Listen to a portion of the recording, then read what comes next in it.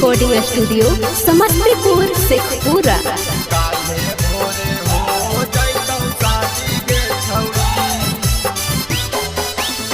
हमारा से प्यार कैनी दोसरा से शादिया लिखल हलगे छौड़ी मोर बराबदिया।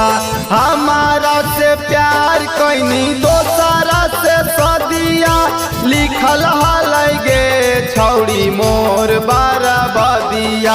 मिल गेलौ हमरा से आजादी गे छौड़ी, मिल गेलौ हमरा से आजादी गे छौड़ी। काल्हे भोरे हो जैतौ शादी गे छौड़ी, मिल गेलौ हमरा से आजादी गे छौड़ी। काल्हे भोरे हो जैतौ शादी गे छौड़ी।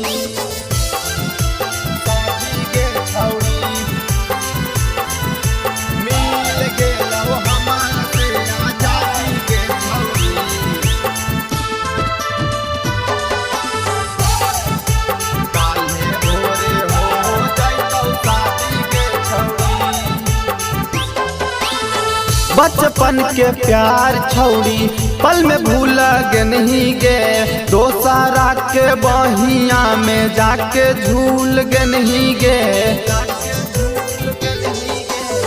बचपन के प्यार छौड़ी पल में भूल गे नहीं गे, दोसरा के बहिया में जाके झूल गे नहीं गे।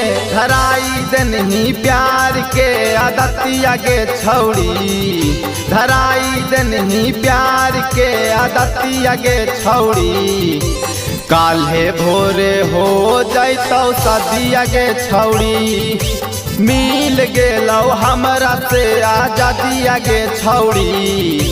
काल्हे भोरे हो जैतौ शादिया गे छौड़ी, शादिया गे छौड़ी। मिल गेलौ हमरा से आजादी गे छौड़ी।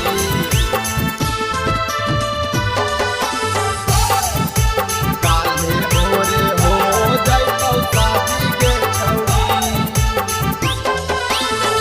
ऐतौ बारतिया छौड़ी होतौ जाय मालावा गे, कुछ दिन पहले छौड़ी हनी हमर मालावा गे। पहले वाला बतिया छौड़ी ऐतौ जब यदिया गे, करके हमरा चाल गे नहीं कहूँ बाराबदिया गे। दिल बेदर्दी कहो बढ़े अबदिया गे छौड़ी, कमलेश प्रेमी कहो बढ़े अबदिया गे छौड़ी। काल्हे भोरे हो जैतौ शादिया गे छौड़ी, मिल गेलौ हमरा से आजादिया गे छौड़ी। काल्हे भोरे हो जैतौ शादिया गे छौड़ी।